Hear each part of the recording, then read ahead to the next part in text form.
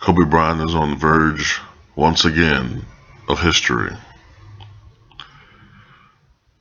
Lakers guard Kobe Bryant is currently at 12,993 missed shots, 7 away from a number that only 2 men have reached in NBA history.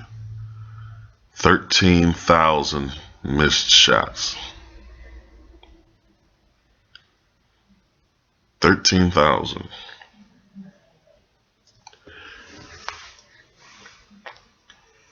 Wow. I don't know what to say. I mean,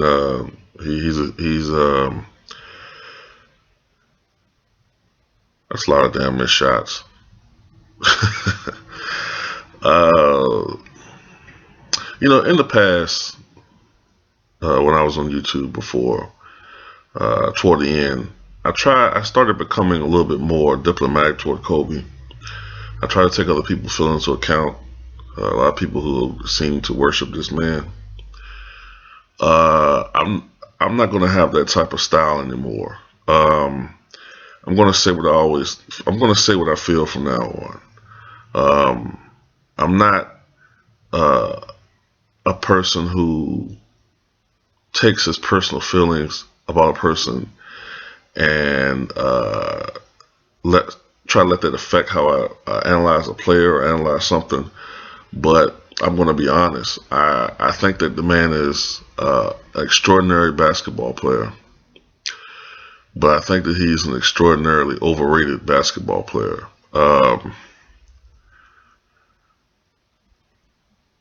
He's, to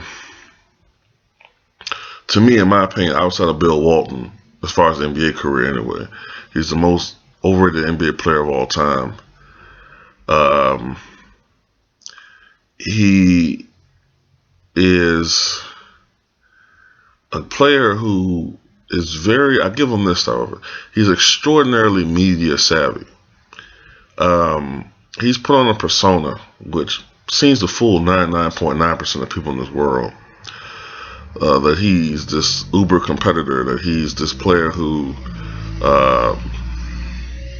can do no wrong, almost, in some people's eyes. He's the killer instinct. He has the killer instinct. And it's always other people's fault. It's Pau Gasol being too soft, or Dwight Howard crying about injuries, or it's Ron Artest. Well, Ron Artest has some faults, Ron Artest, to me, at this point in his career, is starting to become a hindrance on that team, and I think they need to get rid of that guy. But still,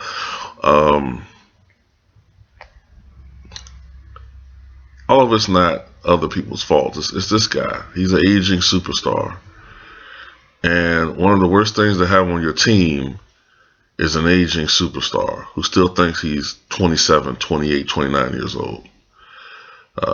When you start seeing Kobe Bryant get his shot blocked more often, you're starting to see him have these games where he just can't fucking hit the side of the backboard, at least the rim. When you have these games where this guy is just pouting, or it's all the frustration. I know deep down inside he can sense that he's not the player he once was. He'll never admit it. But still, 13,000 shots is an amazing accomplishment. To miss that many shots. And I have to add this: he's done it. He's missed now 800 more shots than Michael Jordan did in his career. Matter of fact, I believe it's almost the exact number. 800 more shots he's missed more of, despite the fact that I think Jordan has taken something around 1,500 or a little over 1,000 more shots than Kobe. I don't have the exact numbers out in front of me, but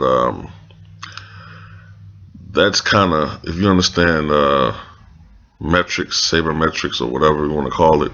That's fucking unbelievable.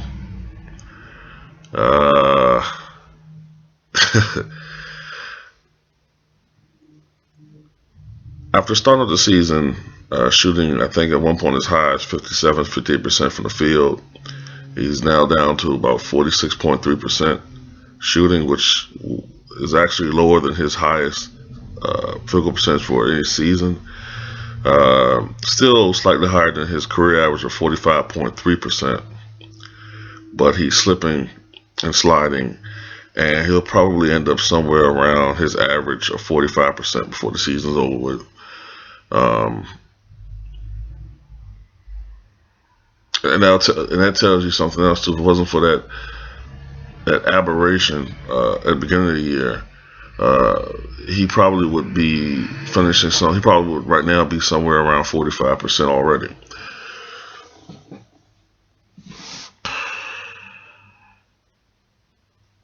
I just get tired of this guy getting all the fucking credit when the Lakers win, but when the Lakers lose, and they've lost a lot this year, and they're most likely not going to make the playoffs.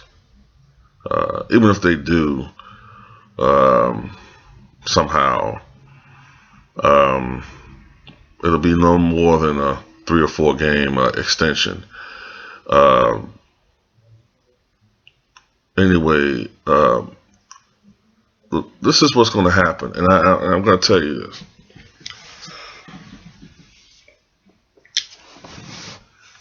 I think what may possibly happen with the Lakers may happen, maybe similar to what happened between Shaq and Kobe. Although with this situation, unlike the prior situation 10 years ago, Lakers aren't winning. And I'm going to say this too. If I'm management, who would I rather keep? A 34, soon to be 35-year-old guard with 17 years of wear and tear on his body, or an in his prime center who has some questionable longevity issues with certain injuries, but still a guy who's in his prime, and a guy who, when he's right and when he's properly motivated, the most dominant center in the game. That's a no-brainer to me. And in the long run, I still feel like that they're going to eventually trade Kobe Bryant. I know a lot of people think they think it's a stupid thing to say they're never going to trade Kobe Bryant, but I still stick to that.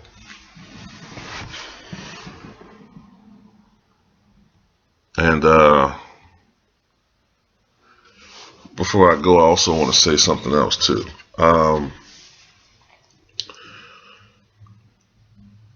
It's been a long time since I've really been on YouTube, and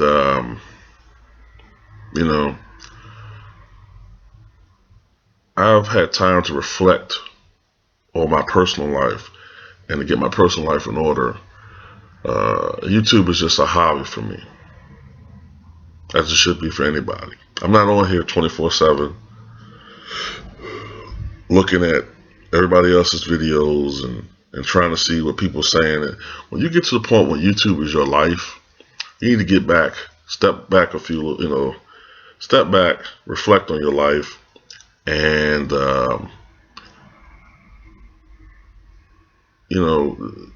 this is a virtual world that can get addictive. If I want to talk to someone, I don't care if this person said inflammatory comments in the past about whatever. I don't know. To be honest with you, I don't know any of you guys really who I associate with on YouTube. There's just a few people who I talk to outside of YouTube. Just a few people. Other than that, I don't really know any of you guys. So don't come to me telling me I need to stop talking to this guy, or I need to stop talking to this person, or all the crap that went on in the past. I'm not having that shit, man. Don't come to me. Don't message me telling me I need to stop talking to this person or that person. I'll talk to whoever the fuck I want to talk to on here. Alright, I'm a grown ass man, and I'll speak to who I want to speak to. Alright? Whether someone says something in the past, so be it. That was focused on that entity, that channel. That's why that channel name is on those videos. This person who's another entity now, I have a problem with that person. And to be honest with you, the real reason why some of these people have issues with this individual is because what he's saying is true, and they know it's true. Because if it's not true, then why do you keep watching this guy's video? You know what he's saying is true, or there's some element of truth in it. He's just not saying it in a sweetie pie way. Sometimes tough love is needed. It is. Tough love is truly needed. And I think some people in our community have been coddled too much. They've been told, oh, it's not your fault. And it is. Sometimes you gotta man up. And anyway, that's it. Peace.